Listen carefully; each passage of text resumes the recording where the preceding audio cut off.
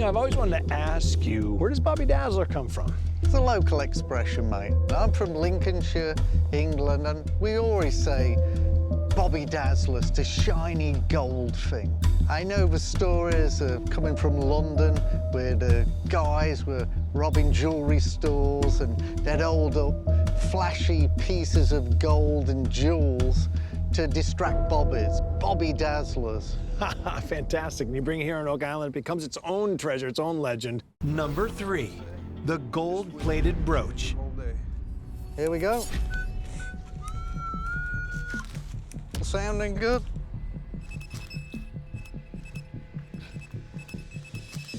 Oh my gosh! It's another Bobby Dazzler. Look! That's a bloody brooch. Look at that. This Bobby Dazzler, found on lot 21 in 2018, officially made Gary and Rick the Brooch brothers. And when Marty and Alex Lagina, along with Craig Tester, had it analyzed at St. Mary's University in Halifax, it was officially proven to be a piece of actual treasure. Dr. Brousseau, nice to see you, Krista. Welcome down to the microscope lab. Hi. Sean. Nice to see you again. See you. Nice seeing you. Hi, how are you? We have something here I think you're going to find quite Okay. interesting, actually. Piece of jewelry of some sort. Very nice. Pretty, isn't it? Yeah. Where did you guys find this? Kind of the western end of the island. It's in really good condition. Have a look, and we'll see what your machine says.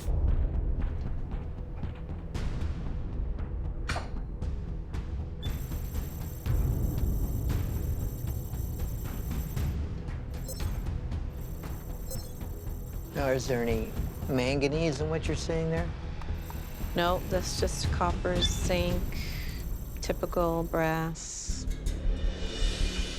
What are the lighter spots? Yeah, what are we seeing that's bright? Is that the potential gold, or It could be. this is right under where the stone was? This was the brightest to the naked eye. This is by far the brightest. So the dark area here is pure copper. That's interesting. But the bright area, Yeah. I would say it's pure gold. Gold? Well, how about that? Gary can go do his gold dance. Found some gold. You've definitely struck gold. We struck gold. Yeah, I guess I'd have to say that's the first piece of verified gold found on the island. It's a first for us, right? It's a first for us, for sure. I think this would be considered actual treasure. Yeah. All right. Okay. So that's pretty cool. It's not bad. I mean, yeah. These brooches are very, very old. And I'm wondering, do you feel like they're a part of an original treasure or maybe dropped here by people who are searching for that treasure? These Bobby Dazzlers are 600 and 700 years old, mate. This is precious metal. This is gold-plated, and we got precious gems in them, mate. I will never forget that time. Rick and I were the Brooch brothers, recovering these brooches. I truly believe that these Bobby Dazzlers were lost by depositors. You go to any castle in Europe and you'll see a painting on the wall and there'll be someone wearing a brooch very similar to what we recovered. Wow, that's incredible, Gary. We are searching for a medieval treasure. Oh, I love to hear that. We're ready to go. Right now, just scrape this off and start digging. Sounds good. For brothers Rick and Marty Lagina and their Oak Island team, the hopes of revealing the answers to a 223-year-old mystery have never been higher. After completing the construction of a massive 525-foot wide steel cofferdam around Smith's Cove, they are finally excavating the nearly 12,000 square foot area.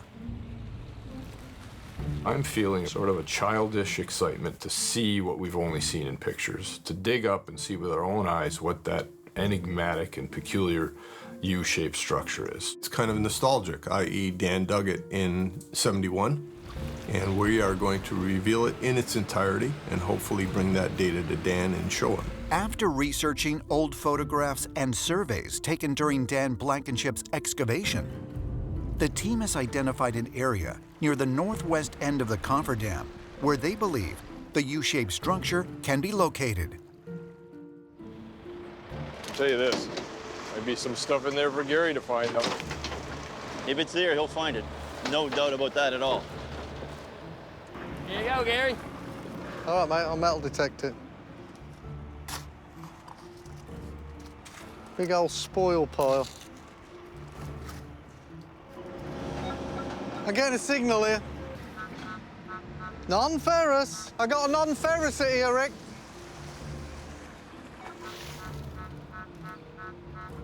Where is it? Just there. How deep?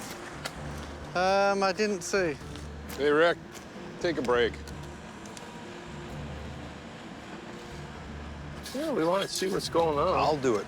I'll pinpoint it. Is that it there? Oh, man. Oh, man, now I'm seeing. You're seeing reals. Yeah, I'm seeing rails. That must be out. It's out in this lump. That sounds like a non-ferrous. Yeah, it does. Yeah. It is. It's non-ferrous, whatever it is.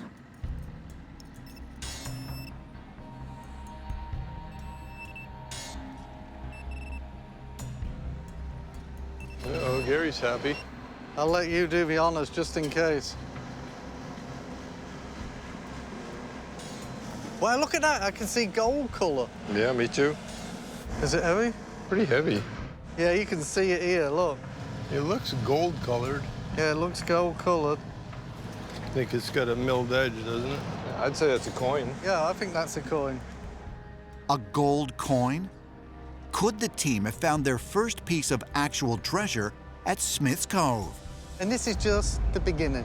I don't know about a milled edge, no. No, I'm not so sure about a milled edge either. I think you're... No, I don't think so. If that isn't a milled edge, That's good. that's good. It means it's older. If the gold-colored object is in fact a coin, the absence of milled edges is a likely indication that it predates the discovery of the original money pit in 1795. It's not copper either. It's like gold-plated. Yeah, I can see sparkles. This is, it's going to be interesting to see what this is when it's cleaned up. Yeah. That's going in the top pocket, pocket. mate. Top pocket fine. All right, keep going. We Proceed. need to fill this pocket up.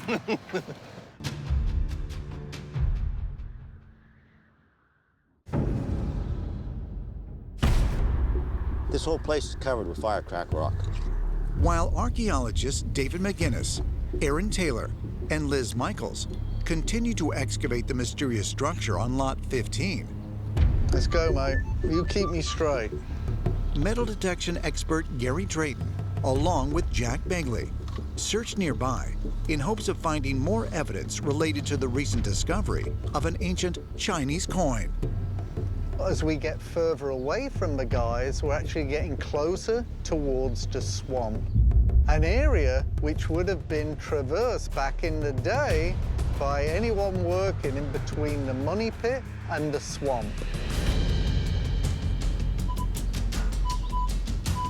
We gotta dig this. This is no blasting cap. There's a big piece of iron here. Just there, mate. Yeah, it's about 8 inches.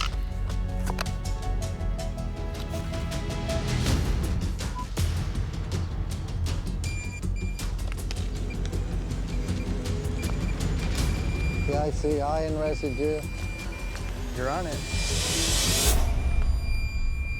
Another Oxen. Another one.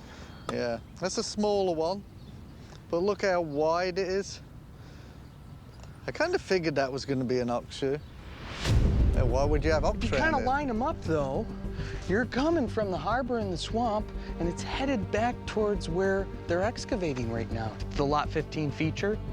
You've got the peninsula down there, you've got the paved area, and now you've got ox shoes in an area where we know there hasn't been a lot of farming. So if we start finding these in one area, and if they line up, it could be an old track. Yeah, and it lines right back towards the tar kiln. A pathway? Or a track leading from the swamp to the stone structure on lot 15? Is it possible that Gary and Jack are finding evidence of an operation to move cargo away from the swamp? If so, could that explain the massive stone-paved feature the team unearthed in the swamp 1 year ago? And also, perhaps the mysterious anomaly detected by seismic scanning, buried some 50 feet deep in the middle of a brackish, man-made bog. Okay, mate, let's get back on track. Which is kind of ironic, because I believe this could be a track. I think so too, Gary.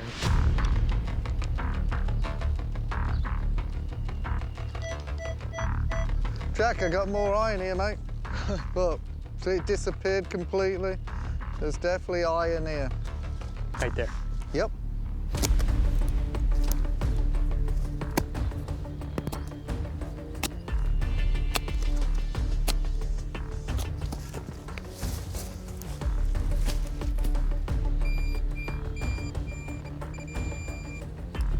I can see rust.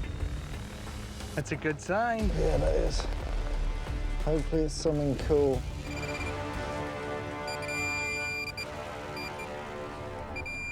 Wow. The heck is that? The heck is Pin that? for hauling something? Yeah, like... I don't think it's a pin. I've seen similar things on horse and ox harnesses, where we have these knobs on the end. Oh, I think you might be right, Gary. Yeah, that's what this reminds me of. Where they'd like put the reins around, I think? Yeah, but this is heavy. That's what I like about it. It's nice and heavy. So you think it's really old then? Pre-1800s. This is amazing. Ox shoes were never really anything to get too excited about until you find them in the proper context. So we're definitely onto some sort of an oxen trail. Yeah. That leads between the paved area inside the swamp over to the money pit. I mean, we're looking for tools and signs of activity between the swamp and where the guys are working up there. This is what we want to be finding, because some kind of hauling took place along here. We're on a track before they had any sorts of roads or trails. Yep. Obviously, they were pushed to have to quickly make some sort of a trail and force their oxen through it. Sweet. We're on the right track, Gary. Everything is lining up now.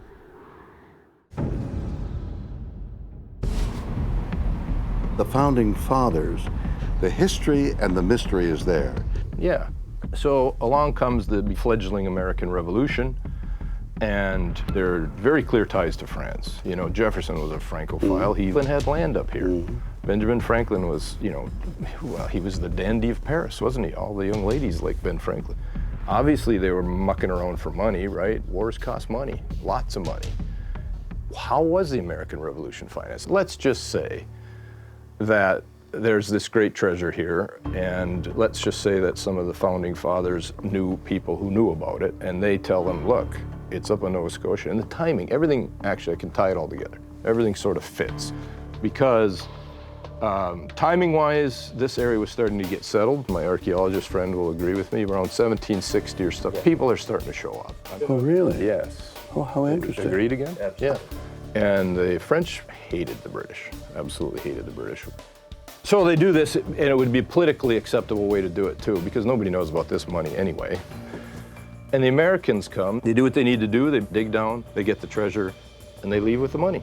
Something large happened here on the island many, many hundred years ago, and possibly even longer. We're unsure about that, but some of the dates that we get back shows evidence of human activity. Someone was here doing something. And with the U-shaped structure in Smith's Cove, it dated 1769, which is before the discovery of the money pit. I am of the complete and absolute belief that this is not temporal wealth. There may be temporal wealth, but it is not the why of this. And whenever humans do anything, you can figure out who, what, when, where, how, if you figure out why. What motivates people? What about faith? I don't mean in God or something like that, but faith in your knowledge, faith in your perceptions, the group of people, highly intelligent, motivated. If this is real, and I'll be the first one to say, I believe, and Marty's absolutely right, belief or faith runs almost counter to hard science and fact. Rick believes that it's super that these people did some of this stuff on faith, and I'll turn to him and say, well, yeah, but what if it was stupid? You know, I mean, faith isn't necessarily the end-all, get-all. So he's a wonderful human being. Nor is science. Nor is reason. Yeah, no, keep going. But I do believe that belief married to fact or hard science or whatever, that's where success is found. And these people, if this is correct, they were successful in doing what they did.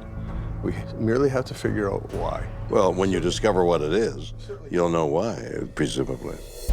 What makes sense to me at this juncture is that the 1770 expedition or structure was a recovery attempt, a withdrawal. And maybe it had something to do with the American Revolution fits. So we're going to chase it, or I want to chase it. Look, history is a fascinating topic, you know, where it takes you and what you learn. But what it affirmed to me is that the information hunt, I call it, it's always important, always incredibly interesting. You don't know where it will lead you. So the history is there and the mystery is there. The solution lies in the future. Oh, yes. And we're working together to solve this thing. Oh, beautiful. After hundreds of years of digging for the truth, it appears we're left with more questions than answers. Did the Founding Fathers really know about the Oak Island treasure? And did they retrieve it, or a portion of it, before Nova Scotia sided with the British Empire? Perhaps both the truth and the treasure will soon be revealed on the next episode of The Curse of Oak Island.